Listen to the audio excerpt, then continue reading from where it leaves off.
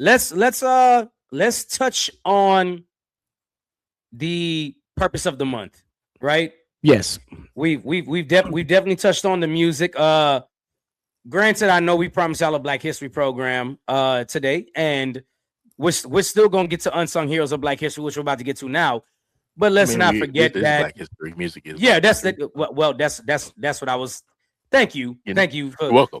You're quite welcome. Thank you for stealing his thunder. Right. Yeah.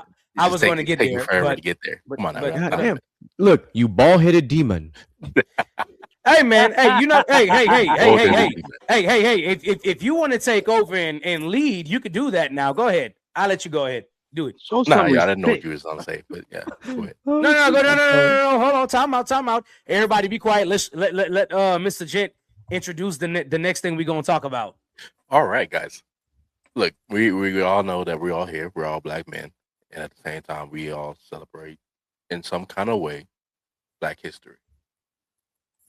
So, what I put me on the big screen. Yeah, so all right, so we're getting to the meat and potatoes of this episode, which is for Black history, the unsung heroes of Black history, the heroes that have not been talked about too much, and have not been glorified much. That we all picked a few heroes that stood out to us. So yeah, anybody want to go first? Hell yeah, I want to go fucking first. I got a good one, goddammit.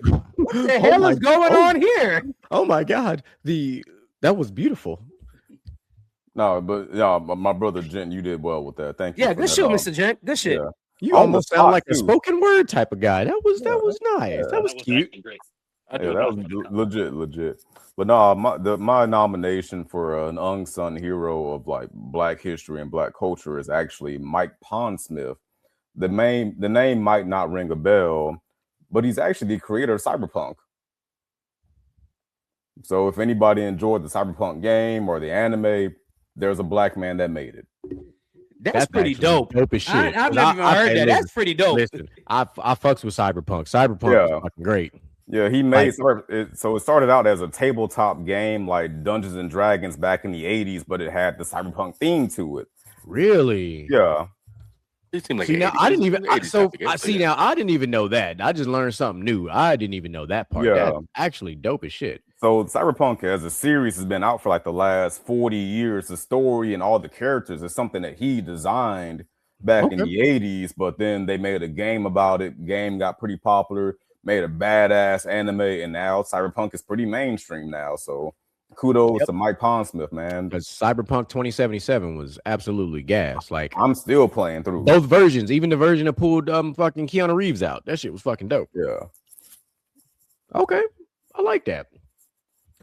So I've got a few. So since we're kind of roundtabling up, I'll drop my first one.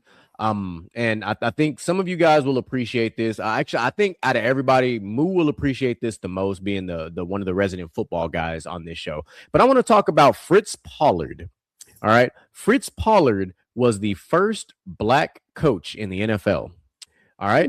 So let me give you his backstory really quick. So he is the son of a boxer. Fritz Pollard had grit in his veins. He was 5'9", 165 pounds, and he was small for football, but that didn't stop him from bulldozing barriers on and off the field.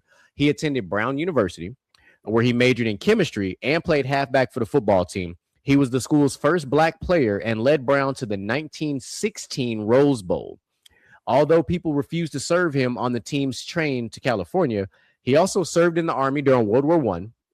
He joined the Akron Pros of American Professional Football Association, which later became the NFL, where he was one of 2 Black players in the entire league at this time. He was taunted just like Jackie Robinson, full of the racial slurs and all this stuff, but he was such a swift and elusive runner that they couldn't do shit about it because you can't coach speed. He didn't get mad. His quote, a direct quote from him was like, "I didn't get mad at them and want to fight them." He said, "I would just look at them and grin and the next minute run for an 80-yard touchdown." That's how the fuck you do it. Over the next 7 years, Pollard coached for 4 different teams and founded a Chicago football team of all African-American players. He launched a newspaper and ran a successful investment firm, and Pollard was inducted into the Pro Football Hall of Fame in 2005. I brought him up because a lot of people did not know that. And I really thought that was dope, that not only was he one of the first Black NFL coach, He served in the Army, served in World War I, and got to do all that other shit on top. That man lived a whole 3 separate careers in one.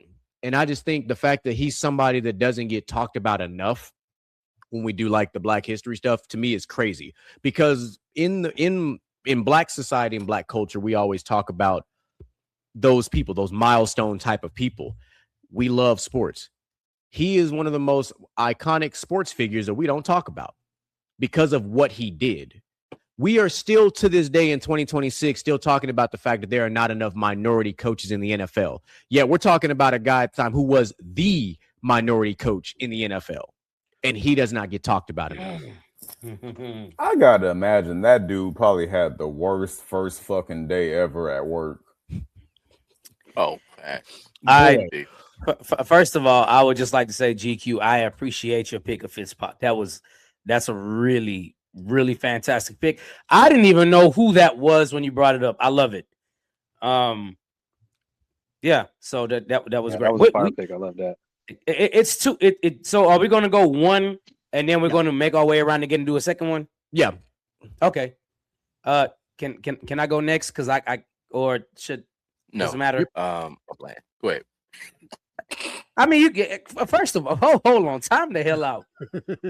Okay, shout out. I you know what? Since we want to play petty, let's play petty. I want to give a shout out to Black History with Mr. Gent, and the reason why I want to give a shout out to Mr. Gent is because he's the first Black person on the podcast. By the age of 21, he lost all his hair. Okay, so let's start there. I am losing at 21. Mother. Damn. Well, I gave you I gave you the benefit of the doubt because you probably lost it before. Anyway, no, okay, that's my boy. I could talk about him. Okay, I'm gonna be serious about this one. The person my first person I picked, his name is Wayne Richard Embry.